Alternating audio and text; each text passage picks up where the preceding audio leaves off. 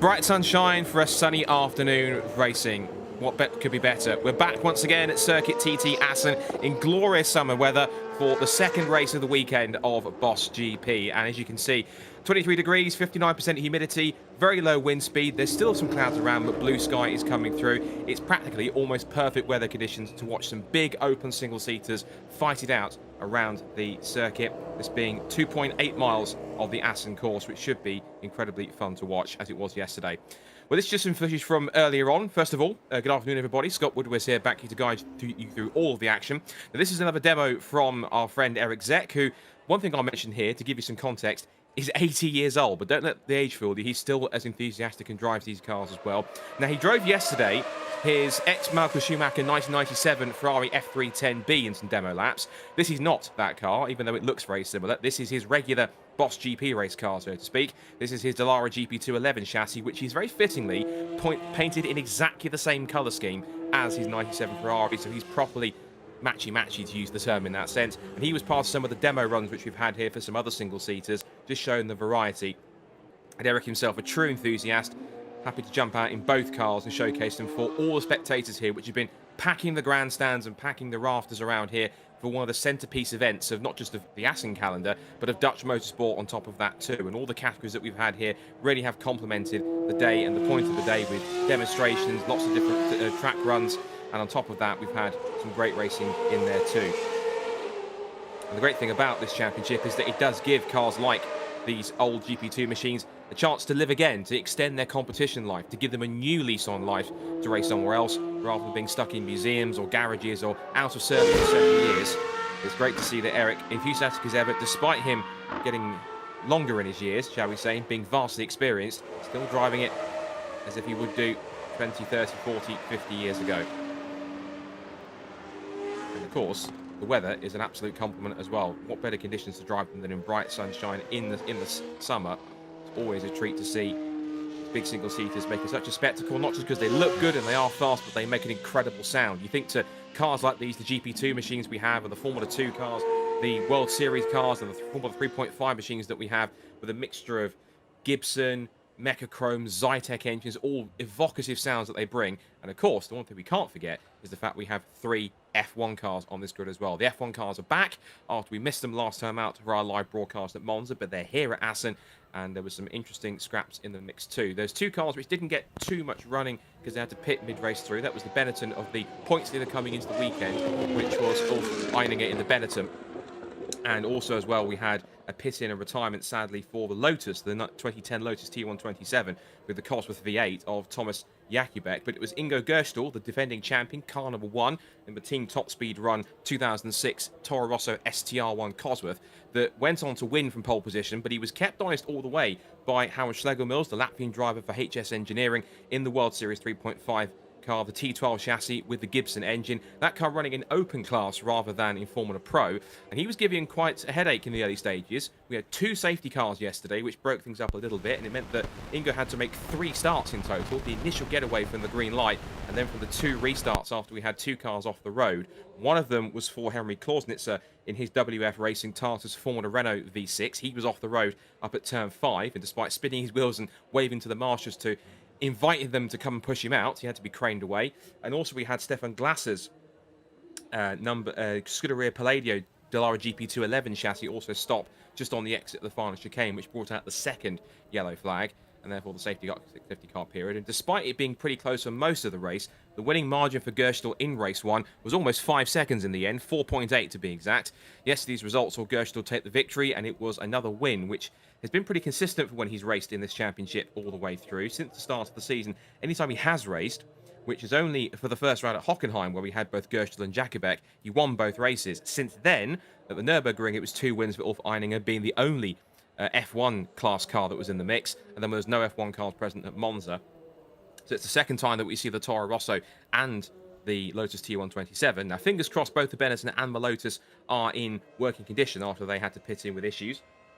They could be in the mix on the grid, as we see once again the grid walk in place with so many people getting up close to these cars and giving them a chance to do so that they may not have done in period, because a lot of the cars on this grid are ex-Formula 2, GP2, World Series cars. They wouldn't have had access to them so close at this point. And there's even, as you can see towards the back, our oldest car of the field, but one of my personal favourites, if I'm being honest, Stefan Schow and his 1991 Lola T9150 with, of all engines, a Cosworth 3-litre DFV in the back of it.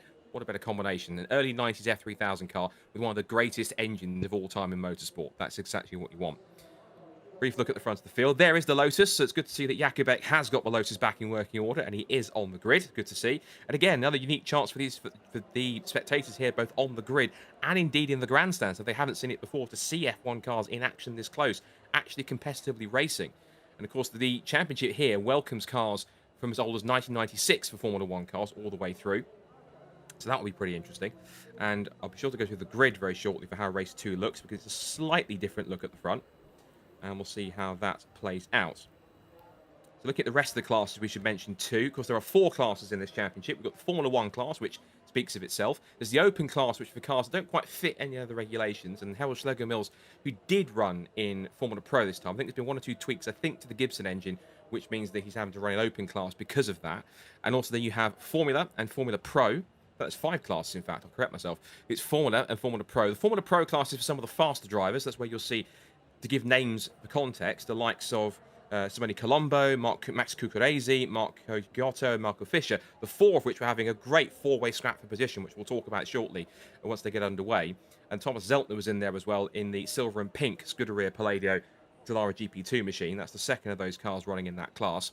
And then we have the Formula class, which is for still quick drivers, but some of the other drivers that are younger or possibly looking to go a bit more forwards in their career. Then the Super Lights class is for some of the more older machines. Predominantly you find in here old Lola Formula 3000 chassis, like the 91 car we have here, but also we had back at Monza the 2 Italians, Volta Colacino and Sebastiano Sibani, who both raced in Alfa Romeo engine cars from 1996. Then you have some of the older TO2 and TO8 original World Series cars that were powered by Nissan and then by Renault before it then became Formula Renault 3.8, and in its later years was a support category for the World Endurance Championship before that quietly and sadly faded off. So a mix of cars on the grid, a good chance for some of these older cars to get back out and be into some competition life, which is what you want to see. And if we look at how it's set to run, we'll show you how the grid is set to be out in place here. So Ingo Gerstel should be on pole position, but it looks as though that his car is missing, sadly. So I hope there's no issue with the Toro Rosso, and if there is, at the very least, he can start it from the pit lane, if not from the back of the grid. That means that Harold Schlegel Mills on the right in the Dallara T12 with the Gibson engine in open class, the young Latvian for HS Engineering, will start effectively by, at the moment, de facto pole position, because there's no car alongside him on the front row. The second row of the grid, we'll see Simone Colombo in his Dallara GP211 chassis, followed by Paul O'Connell alongside him. He took the Formula class win yesterday in his HS Engineering car, painted up in very Toro Rosso-esque livery, the blue, the sort of the metallic blue with the red and silver, like from a few years ago when Toro Rosso had that fantastic looking livery. His car is painted up just like that. He's a 2-time Irish Formula Boss champion, and he's up there in the mix on the second row of the grid. Then it's Marco Giotto and Max Cucurese. Had a great battle yesterday for position. Twice, in fact, they was overtakes by Giotto. The first one came just after the safety car came out, which he had to give that position back. But in the same spot, heading towards turn 9, it was Giotto that forced the issue, went down the inside of Cucurese, and there was another moment where he kind of went diving down the inside into the fast right-left chicane, exiting turn 5, and Cucurese had to take the runoff area, but still carried on. So that's the third row of the grid. That could be more fireworks between them. Behind them is Michael Fischer, starting 7th on the grid, alongside Thomas Zeltner. Michael Fischer was in the fight, getting mixed in a couple of positions. Zeltner a little bit in the background, but he was in there too in the mix where the opportunity arose. 9th on the grid is where we see Ulf Eininger in the 1997 Benetton, all being well. He'll be alongside Stefan Glasser in his Dallara GP211, provided that car's been fixed after it pulled up when it had issues. Then we have Walter Stedding and Jens Renstrup, who will start on the 6th row of the grid, ahead of Stefan Eisinger-Seevold, and behind him as well is Roland Ruprechter. Then Stefan Schow, who was the sole finisher in Super Lights yesterday of a nice 91 Lola. Tomasz Jakubek will start on the penultimate row of the grid with the Lotus back out once again, the T127. And Harry Klorznitzer, after he went into the gravel at turn 5, should be back on the grid, all being well. He'll be starting at the back of the field in 17th place. Now, I've been told just from in my ear, from a bit of a message coming through, that Ingo does have technical issues. Ingo Gerschel, the pole sitter, and he's trying to fix it and start later into the race. But Klorznitzer will start from the pit lane, so whatever the issue was for him, he will be in there too. So as you can see in here, the cars already making their way off the grid. It'll be a rolling start.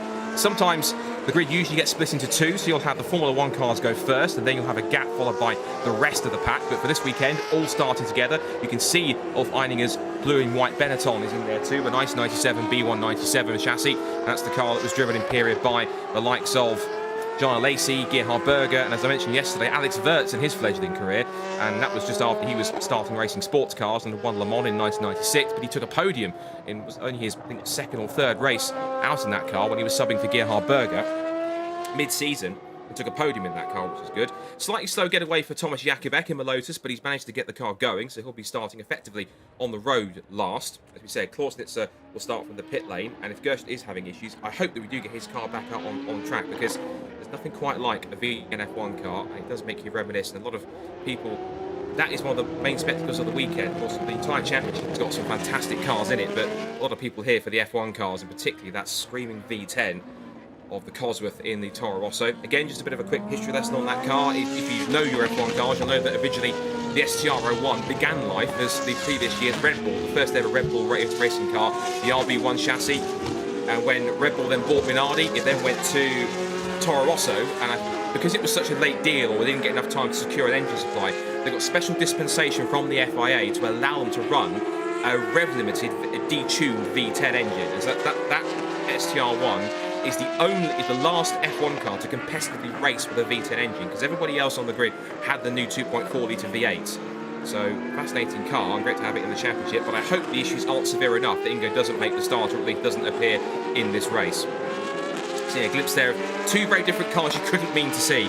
Stefan Scho's 1991 Lola and the 2010 Lotus T127. But at the head of the field, they're forming up 2 by 2. Except for Howard Schlegelmills, who took 2 victories last time at Monza, battled in the early stages with Ingo Gerschel to take a victory.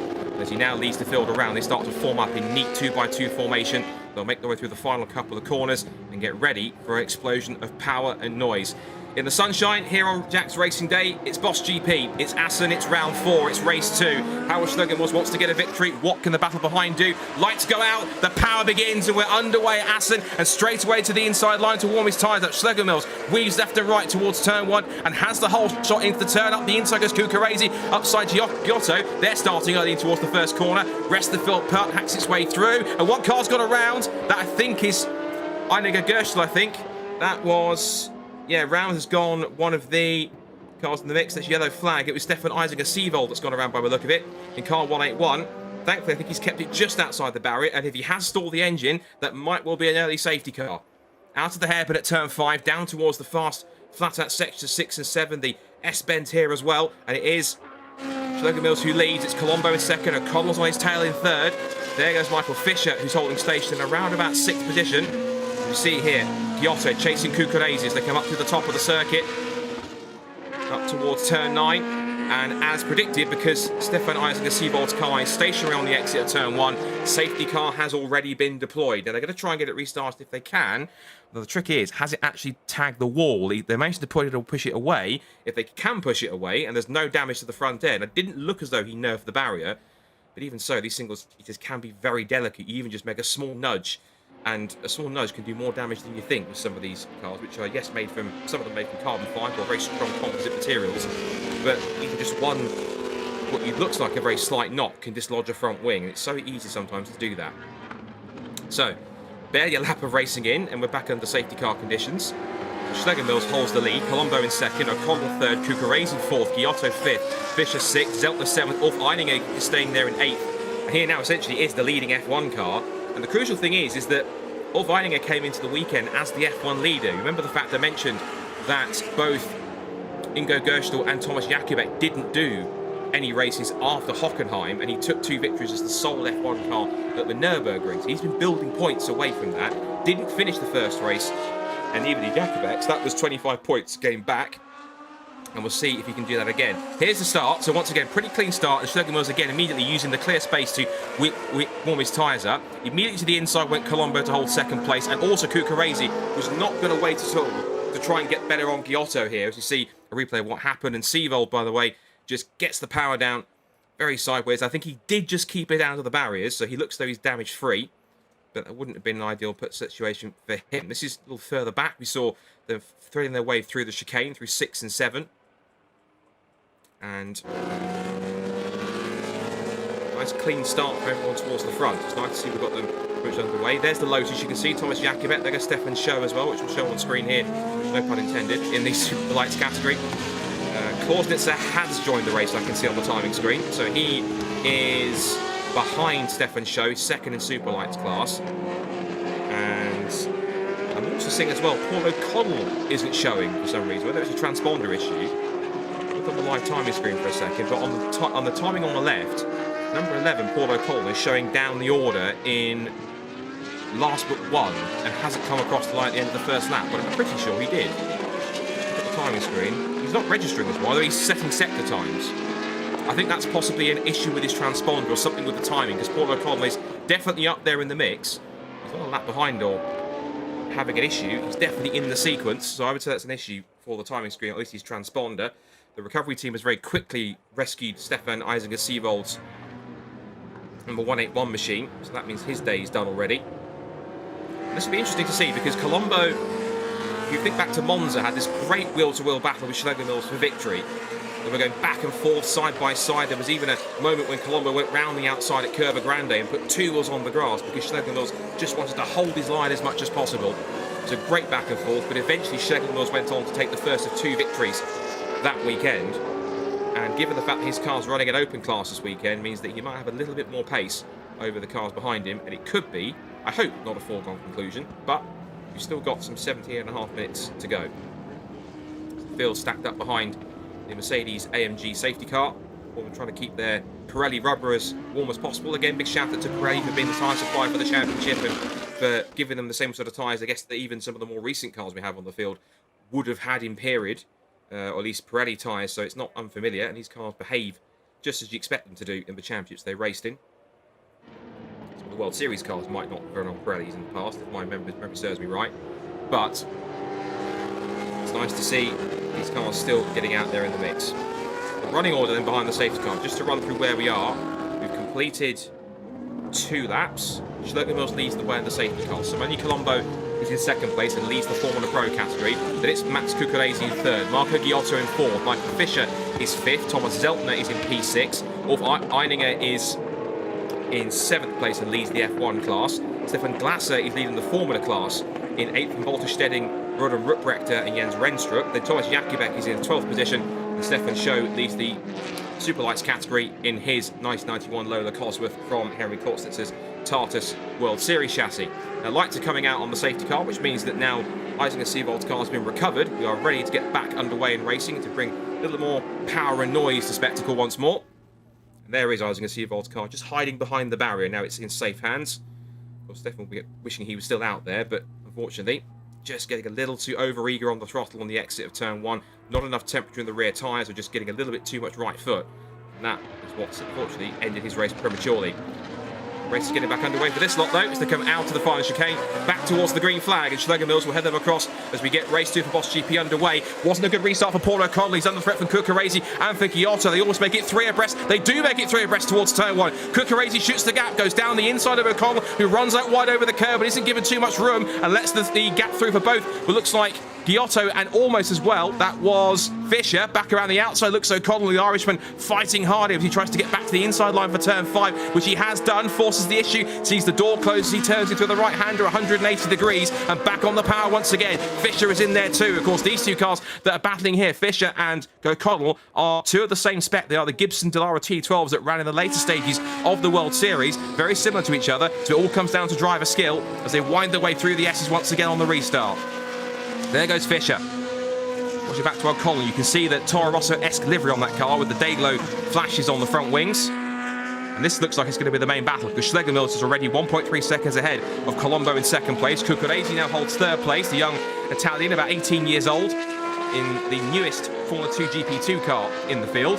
That's the most recent spec before they changed to the current specification, which they've had the last couple of seasons. So nice to have this covered. And also it's the first car to run with a halo in Boss GP racing as well, if I remember correctly. But now it's coming under big pressure. They make a fantastic sound, sweeping through into the S-bend here of 16, 17 and 18. O'Connell being chased by Fisher as they wind their way through the chicane in front of the packed grandstands. Is now up 4 seconds of Schlegel Mills at the end of the first proper flying lap on the restart. There goes Giotto, a little poke out to have a look and see if Cuccarezi's ready to let him through yet. Just put himself in the mirrors of the young Italian. Now they come back into turns 3 and 4. Little D runs wide. This could be the opportunity again that Giotto's looking for. And again, defensive. You know that Cuccarezi's not comfortable going to the racing line because he knows if he gives one speck of an opening, then Giotto will be straight through. This is going to be the key thing to watch here to see if we get more battles like we did yesterday. There goes Colombo in the foreground as again Giotto looks to the inside. Cuccarezi has to throw the block and go defensive. It puts him slightly offline. O'Connell uses the curb, so too does Fisher.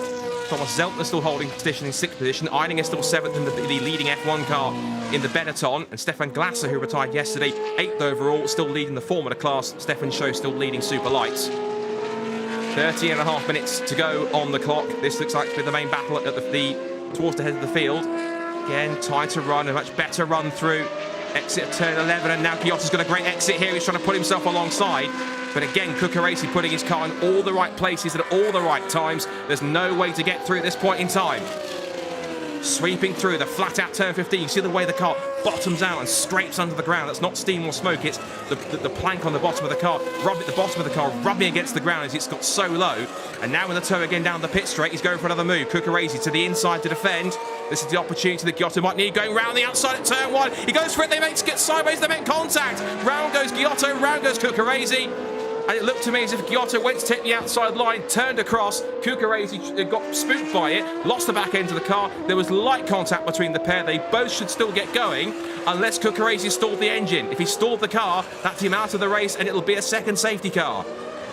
Max Cuccarezi, who was having such a great fight in 3rd position. Giotto went for the move down the outside and Cuccarezi just got spooked and round he went. And I think he stalled the engine, sadly, and that is a real shame. It will mean a second safety car because there is yellow flags at turn 1. Giotto rejoins, but he's now down the order. I'll see where he's come up behind. He is now behind. I'm trying to work out who that is. It's possibly. We'll wait and see. Here's the replay. So Giotto goes down the outside. Cuccarezi has to go defensive. Sweeps across. And Giotto, I think Cuccarezi tried to hold the inside line as much as he can, but Giotto turned across as if the corner was his. That forced Cuccarezi to brake. He was on the curb already, and both cars went around. There was the lightest of contact between them. But the end result, sadly, is Giotto gets underway. And there's a second car that's come to a halt. I think that's unrelated. That will have to be a safety car. And indeed it is. Safety car's been deployed. Now, who is that that's come to a halt? I want to say maybe Jens Renstrup. It looks like it's a blue and black machine that's come to a halt.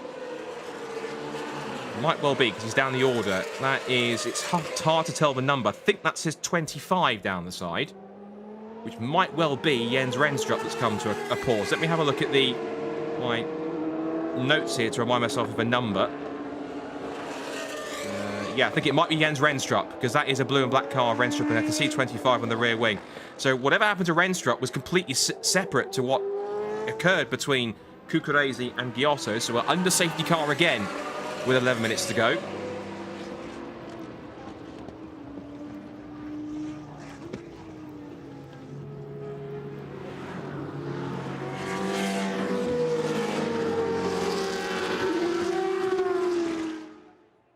And there is Jens Renstrup frustrated with himself. Of course, that can't have to be recovered. Now, the fact we've got 2 cars stationary under safety car, hopefully this won't be a lengthy process to get this race back underway, because they're going to have to recover Cuccarezi's car and then sort out and handle Renstrup's car that's pulled up, arguably on the racing line. This is going to be quite a tricky recovery, I think, and I hope it doesn't eat into a massive amount of time here. You can see Cuccarezi's car having stalled after the coming together with Giotto, and again, light contact. There was nothing malicious in it, nothing forceful. It was Cuccarezi trying to hold his line, and Giotto stood his ground, went round the outside, and just couldn't hold it, couldn't hold the traction in the car, and round he went. So 10 minutes to go. It now reduces Schlegelmilch's lead, who was about 5 seconds out in front at that point, 5.7 to be exact, when they came across the line. He puts Colombo back into the mix. Paul O'Connell is third. As you mentioned, that I got confirmation that it was Paul O'Connell having transponder issues. They have now been fixed. He's now been put back into the timing screen properly. He is now third. You can see him there in blue and red. And we do have some pretty highly regarded marshals and recovery teams here at Assen, as you do in many motorsport events. So big thank you to them for all the hard work that they do to ensure that motor racing events like this can happen. They'll be working frantically to try and recover both cars as quickly as possible. They're already down at Cuccarese's car, who I think Max has stayed pretty much in the car the entire time, which is probably what he's been instructed to do, just to be safe. I know he's getting back into the car, forgive me. He's getting back in because he's jumped out, but he's got back in so they can then get it back to the pits and him, or at least get it into a place of safety. So the recovery team's working quickly enough to do so. And there's Cuccarese getting back out and running at something. Yeah, he's running back to the car by the look of it. He's been told, we need to get this car back to the pit lane. So can you maybe come back and jump back in so we can actually get you back and get this race underway? And Max is like, oh, okay, fine, I'll get back in and put my helmet on. So in the moment, youthful, blissful ignorance. But comes back on. And that's a shame for Max because he was having such a good run. And in the championship, in the Formula Pro class, he came into the weekend third. He had 114 points. And his best result had been a third place. And that was in the previous race just gone at Monza, race number 2. So he was hoping for a really good result. But thankfully, the car is still moldable. And thankfully, we've got a second recovery team quickly dealing with Jens Renstrup's car. So I think that the clock has been stopped at 8 minutes 19. So I wonder if actually on this one, time I've not seen this one before. In fact, red flag. Race has been stopped. So that's the reason why. I thought they were going to go yellow flag and stop the clock, but in fact, that's not the case. We're going to have a restart of this race, which gives us enough time to go ahead and recover both cars to safety. But both recovery teams are pretty quickly on the scene here. Although I wonder, maybe Jens Renstrup's car is going to need a bit more than just a tow, because you see the recovery low loader coming through. So I wonder if whatever happened to Jens's car has stopped it from moving altogether. Maybe it's stuck in gear or something and the engine is seized. And because of that, it needs more of an assistance to be recovered. So red flag is out with 8 minutes and 19 seconds on the clock. They may well round that up or down to 8 or 9 minutes to give you a proper time for the restart.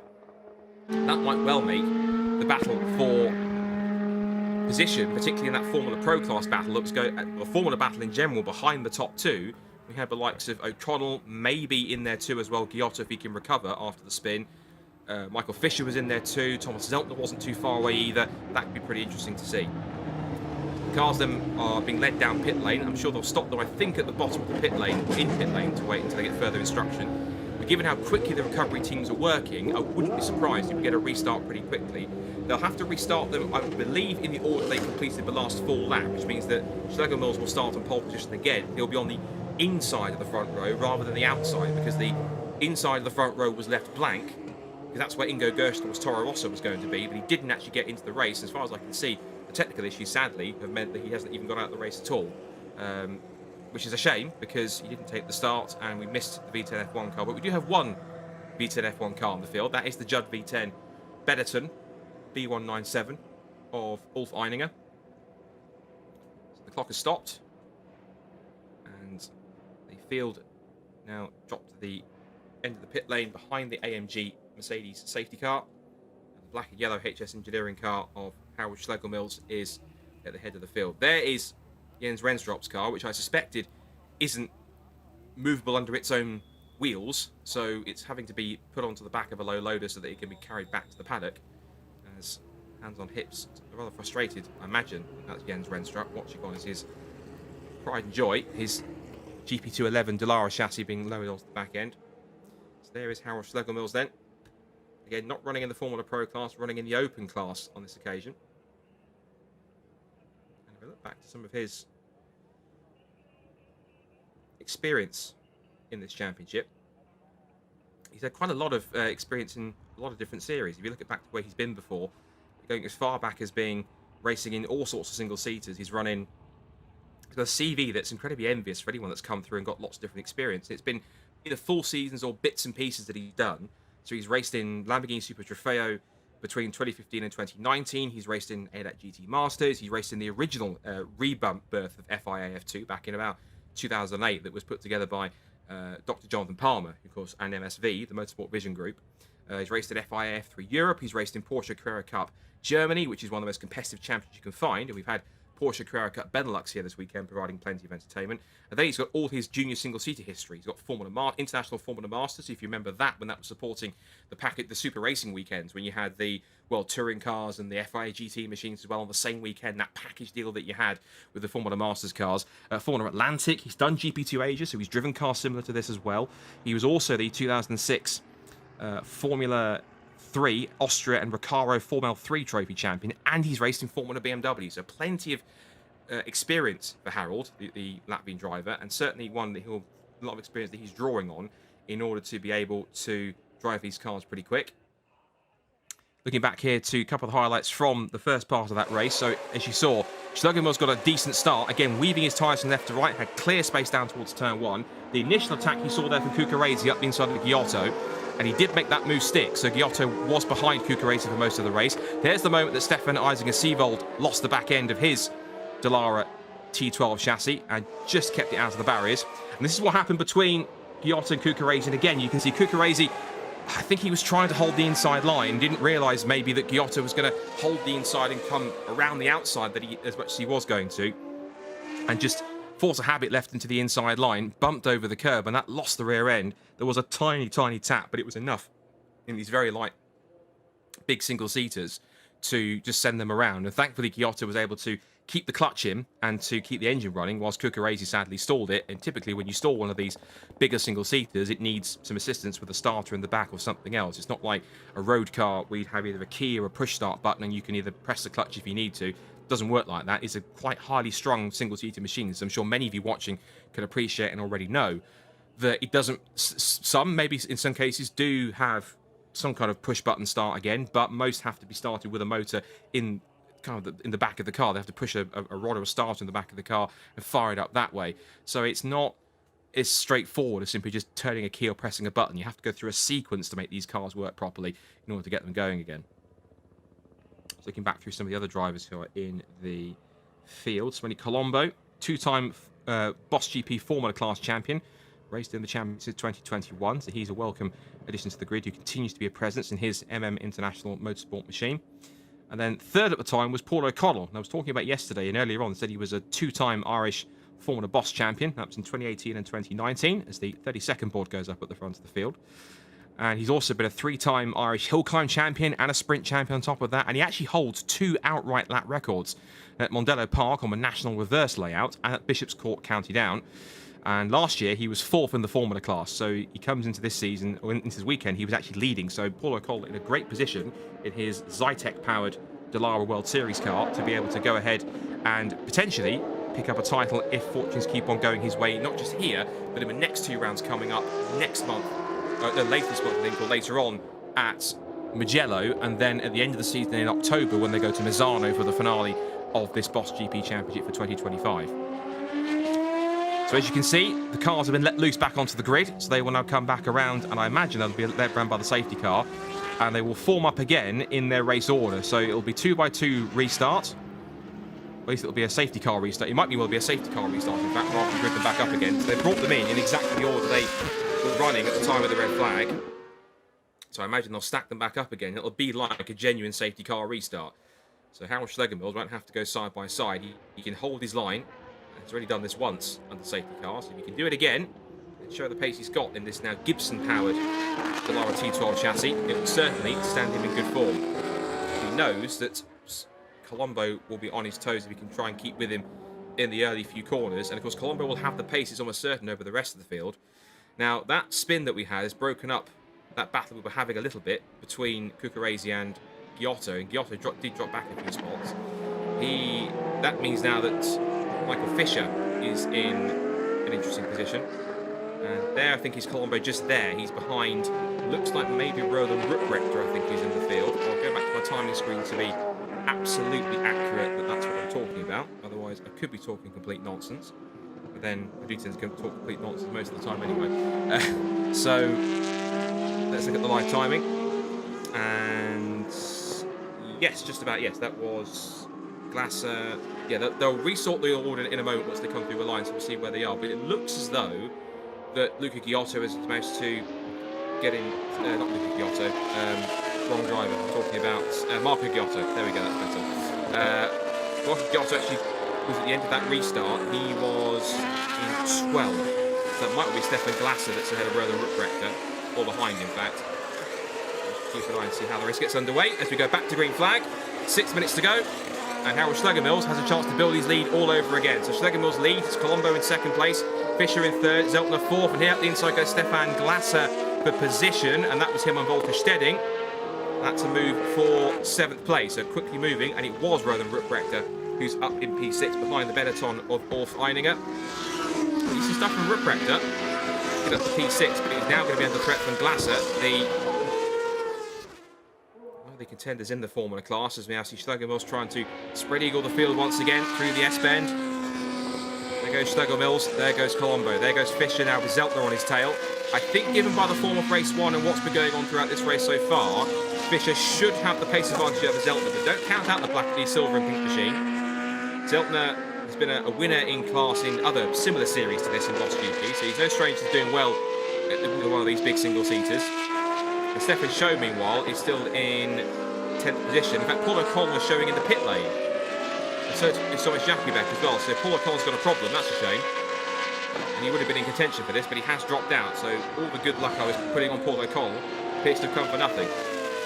Which is a shame, but these cars are a bit highly strung sometimes. No such issues for Harold Schlegelmilch, I don't think, because Schlegelmilch has got quite a gap now across the line. He comes across to the first proper flight lap on the restart, and he's already 4.5 seconds out in front from Simone Colombo. Impressive stuff.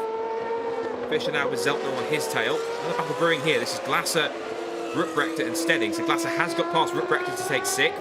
While Stedding in the red and black car down the inside. And Rupprechter doesn't give him too much defence. Into turn one he goes. And Rupprechter says, well, go on then. Through you go. And makes it stick. Or does he? Because he comes back on the inside. Caught me off guard. And now look, there's the charging Marco Giotto, who I think has passed...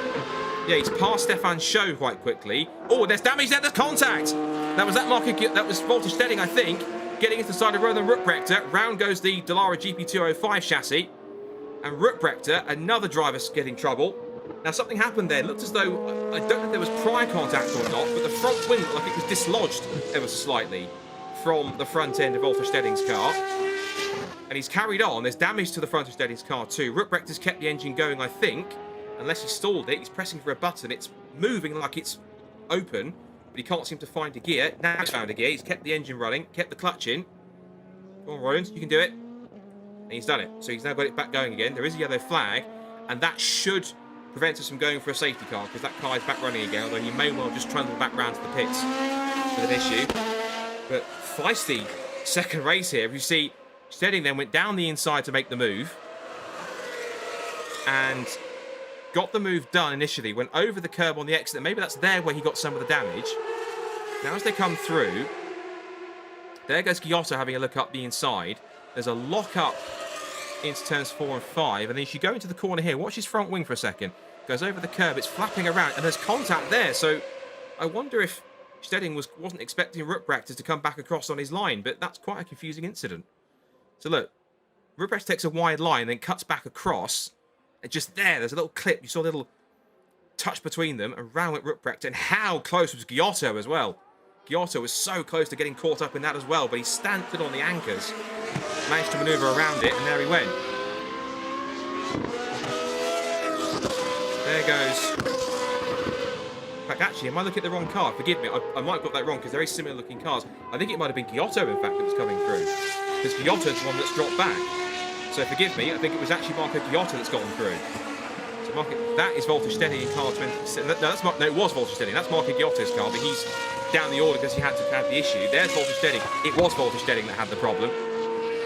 Walter's car ailing with a damaged front wing. As we go with 2 minutes to go in this race.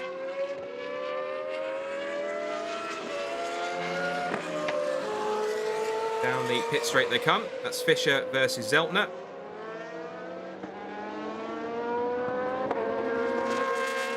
Into the right-hander.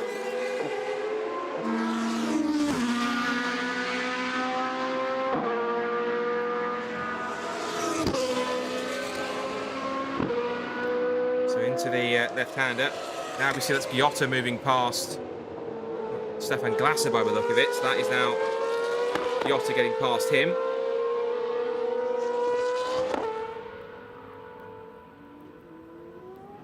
So there goes car 27, which is definitely Marco Giotto. Making it past him. I think actually Giotto's a lap. It might be a lap down, forgive me. I think it could be a lap down on that one. So because he lost some time, Giotto's a little lap down. Stedding was in the mix there, battling for position, and he's dropped behind Glasser. So that's the reason why he's a bit further back after he had the incident with Cucurese in the beginning. There's so much going on, it's sometimes easy to get a little bit crossed up with what's actually happened. But Dr. Stedding definitely has got front wing damage, but he'll be able to get that fixed. He must have some spares he can pick up for the next round at Mugello. Continues on, still with damage, but still pushing as hard as he can. Still running in at the moment 7th place, if not 8th, but 7th place at the moment. Back to the front of the field. This is between Zeltner and Fischer. They put a lap on Henry Klausnitzer's Superlights car, which is second in class because Stefan Schow is up to a pretty impressive 8th in the 1991 Lola. As the timer hits 0 any second now.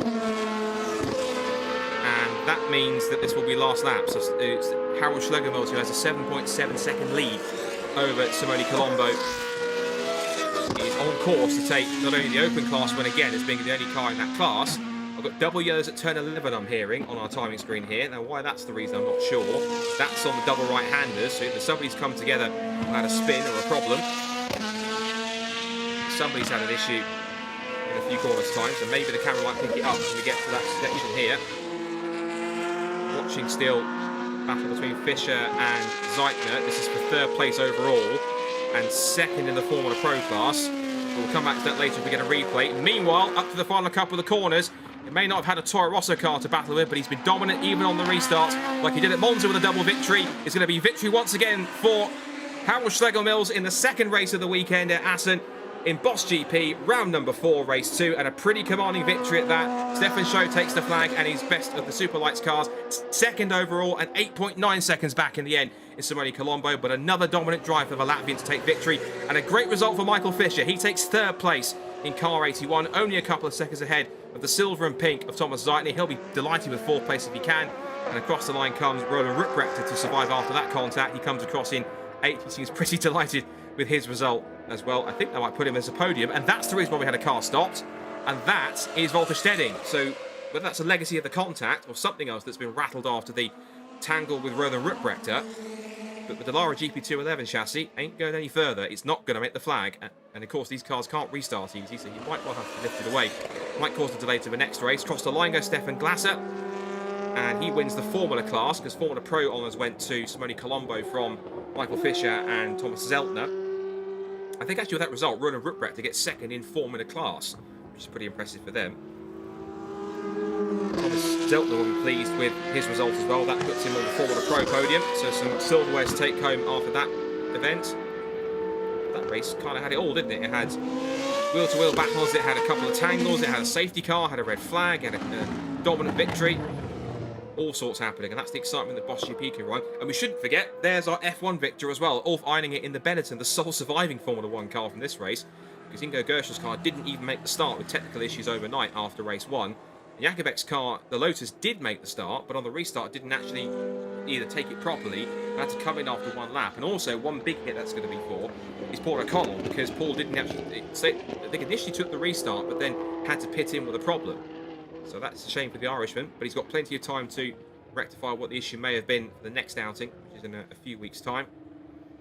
Before we round up the results and wrap up our broadcast, again, remind you the next round, if you can make it in person, at least, on the 5th to the 7th of September, is the PNK Motorsport weekend in Mugello. That's for the Autodromo Internazionale del Mugello, the 5th to the 7th of September. That's the next rounds of Boss GP. And then the final rounds will be on the 24th to the 26th of October at Misano, on the Misano Historic Racing Weekend as well. So be sure to tune in with the championship in both. Let's quickly run down the results before we sign off from our live broadcast. And in fact, they're on the screen right here. So Harold Schlegelmilch takes the victory by a commanding 8.9 seconds in the end from Someni Colombo, who wins the Formula Pro class, ahead of Michael Fischer and Thomas Zeltner, with Stefan Glasser in the top 5, also the Formula class winner. Ulf Eininger is the sole surviving F1 car. He takes P6 from Stefan Schow, the Super Lights class winner, but he was a lap down on the leader. Roland Ruprechter survived a tangle with Walter Stedding to take 8th place overall and 2nd in Formula class. And Marco Ghiotto's event 4 race, he's landing 9th, but hoping to try and come back for more if he can in the next race too. Walter Stedding didn't make the flag in the last lap, but was classified at least in 10th.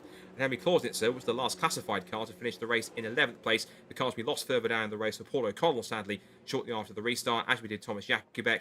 Jens Renstrup's car stopped on the exit of turn 2. Mats Kukarasi's car stalled after contact after he spun into Marco Ghiotto at turn 1. And we lost Stefan Eisinger-Seevold at the first corner, barely even getting his race underway. And he was the last car that we saw. And one car that was also missing from that race was Ingo Gerschel's V10 Toro Rosso. It didn't even make the start, sadly. So fingers crossed that car can be out for the rest of the season. We do see it both for Mugello and for Misano. So, excellent action all round from arguably one of the headline acts of the weekend for Jack's Racing Day. Boss GP Racing Series, again bringing plenty of power and noise, as it always does wherever it goes. It is an exciting championship for all things old F1 cars. Modern F1 cars, if you like, from 1996 onwards. GP2, Formula 2, World Series, Indy cars, Auto GP, A1GP, old F3000 cars, the lot. Anything you can fit in here. Even Super Formula cars can fit in here as well. Be sure to find out more. If you want more information about the championship, then be sure to head to the website. The website is simple, bossgp.com. Follow them on all their social media channels. Subscribe here on YouTube. Follow them on social media, on Facebook and Instagram as well. And be sure to tune in, or at least see them in trackside next time when the championship is back out once more on the Autodromo Internazionale del Mugello on the 5th to the 7th of September 2025. But a victory in race number 2 for Harold Schlegelmilch. Can he keep up this form when they go to the doubleheader in Italy to close off the season? You've got to be there to find out. For myself, Scott Woodward, and all of us here at Assen, thanks for watching. We'll see you in a few weeks' time for the next instalment of Boss GP 2025 when they go for an Italian doubleheader. Bye for now.